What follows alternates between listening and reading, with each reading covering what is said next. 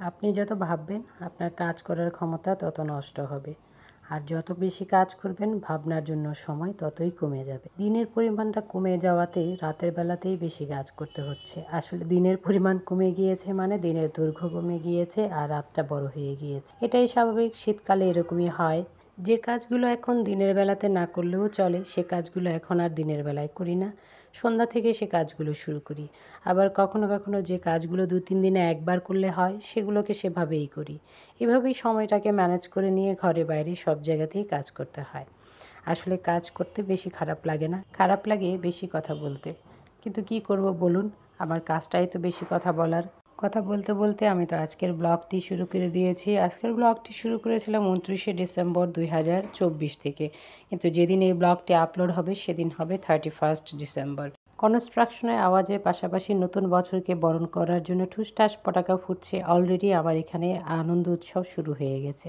ভিডিওর ক্লিপটি যদিও 29শে ডিসেম্বরের, কিন্তু আমি যখন ভয়েস ওভার করছি তখন 31 ডিসেম্বর, সেই জন্যই এই কথাগুলো বলছি। কাছে এবং দূরে, দেশে এবং বিদেশে, ছোট এবং বড় যে যেখান থেকে আমার এই ব্লগ ভিডিওটি দেখছেন তাদের সকলকে জানাই অসংখ্য ধন্যবাদ ও ভালোবাসা।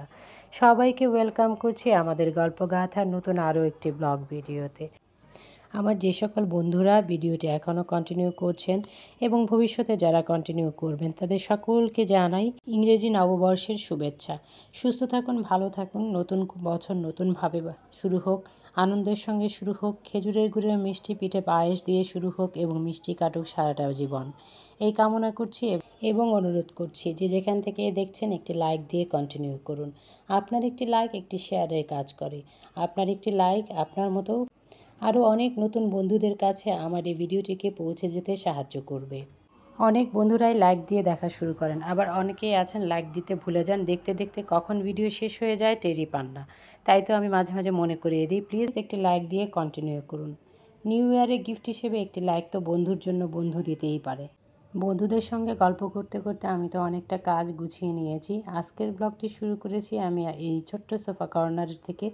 এই কর্নারটাকে আমি ক্লিন করে নিয়েছি, পর্দাগুলো টেনে দিয়েছি, পর্দাগুলো তার আগে আমি চেঞ্জ করে দিয়েছি। এই রুমেরটা ওই রুমে, ওই রুমেরটা এই রুমে, আর কোনো কিছুই এই কর্নারটাকে অর্গানাইজ করার জন্য আমি কিন্তু নতুন অ্যাড করিনি। জাস্ট এদিক থেকে ওদিক, ওদিক থেকে এদিক করে নিয়েছি। আমার মতো কে আর এরকম করেন বলুন তো? আমি কিন্তু সেটাই করেছি। এই যে যা যা দেখছেন ছোট্ট সাদা সাদা কাপের যে সেটটা, ওটাও কিন্তু আমার ভেতরে তোলা ছিল, সেটাকে আমি সকালবেলা নামিয়ে ওয়াশ করে রেখেছিলাম। এখন টিস্যু পেপার দিয়ে সুন্দর করে মুছে নিলাম।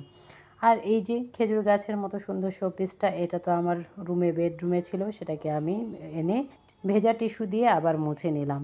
এই তো সিরামিকের টপটা, এটাও কিন্তু আমার আগে ছিল, যারা পুরনো বন্ধু তারা জানেন আমি এটা কোথা থেকে কালেক্ট করেছিলাম। সেটার মধ্যেই আমার বারান্দা থেকে কিছু রিয়েল প্ল্যান্টের ডালপালা ওয়াশ করে নিয়ে এসেছি, সেটাকে আবার এখানে গুজে দিচ্ছি। গাছপালা নিয়ে এরকম খেলাধুলা করতে আমার কিন্তু ভীষণ ভালো লাগে। আমার মতো আপনারা আর কে কে আছেন ছোট্ট একটা কমেন্টস করে জানাতে পারেন। মাশাআল্লাহ, গাছগুলো দেখতে কিন্তু বেশ ভালো লাগছে, আমার তো ভীষণ ভালো লাগছে।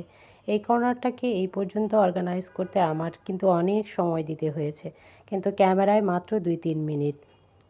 এখানে অনেক কিছুই থাকে যেগুলোকে আমার সরাতে হয়েছে, অর্গানাইজ করতে হয়েছে, কিছুকে ক্লিন করতে হয়েছে, কিছু আবার এক জায়গা থেকে আরেক জায়গায় আনলোড করতে হয়েছে।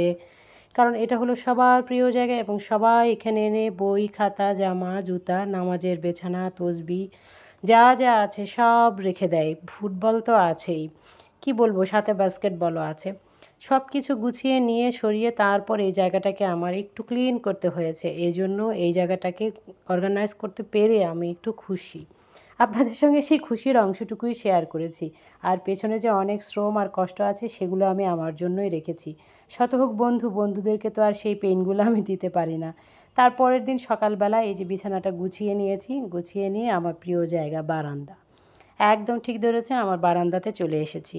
এখন পর্যন্ত দেখানো কোনো অংশ যদি আপনার ভালো লেগে যায় আর আপনি যদি আমার চ্যানেলে আজকে প্রথম হয়ে থাকেন তাহলে বলবো প্লিজ একটি লাইক দিয়ে সাবস্ক্রাইব করে বেল বাটনটি অন করে রাখুন।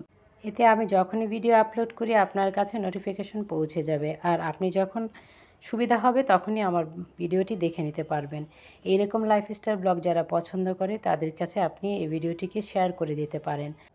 অলরেডি যদি আপনি লাইক, সাবস্ক্রাইব এবং শেয়ার করে থাকেন তাহলে ছোট্ট একটা কমেন্টস করে জানিয়ে দিতে পারেন সেই বিষয়ে আপনার মতামত। আমাদের প্রিয় নগরী ঢাকা। আমি রুবা আছি আপনাদের সঙ্গে ঢাকা থেকে। দেশ এবং দেশের বাইরে মালয়েশিয়া, দুবাই, ইউকে থেকে যারা আমার ব্লগ ভিডিওটি দেখে এবং সুন্দর সুন্দর কমেন্টস করে আমাকে নতুন নতুন কন্টেন্ট তৈরি করতে সহযোগিতা করেন, উৎসাহ দেন, শক্তি যোগান, তাদের জন্য রইল অনেক দোয়া ও ভালোবাসা।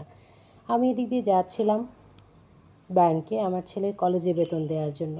তখন এই অংশটুকু শ্যুট করে নিলাম। কী যে ভালো লাগছিল। আমাদের ছেলেমেয়েরা এই জায়গাগুলোকে নোংরা থেকে পরিষ্কার করে সুন্দর সুন্দর পেন্টিং করেছে। আর সে পেন্টিংগুলো এক একটা সব পজিটিভ কথা দিয়ে ভরা, কোনো নেগেটিভ কথা এর মধ্যে ছিল না। পাশ দিয়ে যাওয়ার সময় মনে পড়ে 24-এ আমাদের অনেক অর্জন আছে।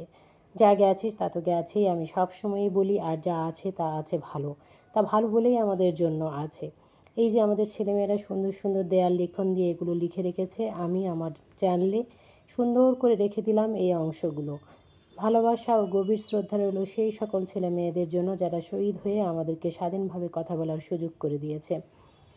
আমি তো গল্প করতে করতে আর শ্যুট করতে করতে চলে এসেছি ব্যাংকে। এখানে আমার ছেলের কলেজের বেতন দিয়ে গেলাম। আসলে আমাদের সময় আমরা নিজেরাই বেতন দিতাম, কলেজের অফিস রুম ছিল সেখানে।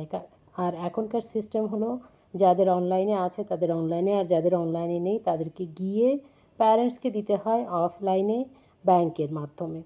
এখনকার ছেলেমেয়েরা সব অলস।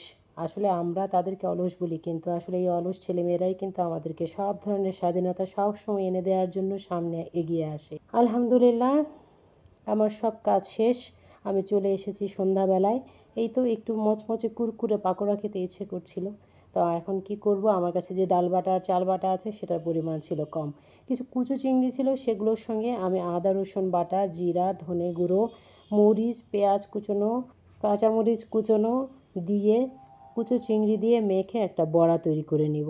খুব সহজ, এটা সবাই পারবে, সবাই, আর খেতেও কিন্তু ভীষণ মজা হয়। আমার অনেক বন্ধুরা অনেক সুন্দর সুন্দর রান্না করেন, অনেক মজার মজার রান্না।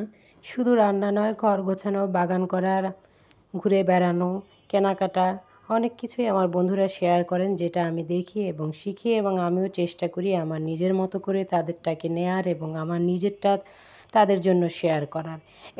এই হলো আমার ইউটিউব পরিবার। গত 24-এ আমার সবচেয়ে বড় অর্জন আমার এই পরিবার। আমি এই পরিবারে এসে অনেক বন্ধু পেয়েছি যারা আমাকে না দেখেই বন্ধুত্বের হাত বাড়িয়ে আমার হাতটি ধরে পাশে নিয়ে চলছে। তাদের জন্য অনেক দোয়া আর ভালোবাসা। অন্তরের অন্তঃস্থল থেকে দোয়া রইল নতুন বছর তাদের সফল হোক, সুখ শান্তি সমৃদ্ধি ও সুস্থতায় পরিপূর্ণ হয়ে আসুক 2025। গরম গরম চায়ের সঙ্গে কিন্তু এই চিংড়ির পাকোড়াটা বেশ ভালো লেগেছিল। ভাতের সঙ্গেও খাওয়া যায়, কিন্তু আমি চায়ের সঙ্গে খেয়েছিলাম, বেশ ভালো লেগেছিল। এই যে আমি তো খাওয়ার পরে ভয়েস ওভার করছি, তাই বলতে পারছি যে এটা বেশ ভালো লেগেছিল। আশা করছি এতক্ষণ পর্যন্ত আমার বন্ধুরা আমার সাথেই ছিলেন এবং আমার সাথে থাকার জন্য অসংখ্য দোয়া ও ভালোবাসা। আরও একবার নতুন বছরের অনেক অনেক শুভেচ্ছা। সফল হোক আগামীর পথ, স্বপ্ন পূরণ হোক নতুন বছরে। ইনশাআল্লাহ দেখা হবে নতুন বছরে নতুন কোনো ব্লগে। সেই পর্যন্ত সাথেই থাকুন। আসসালামু আলাইকুম। আল্লাহ হাফেজ।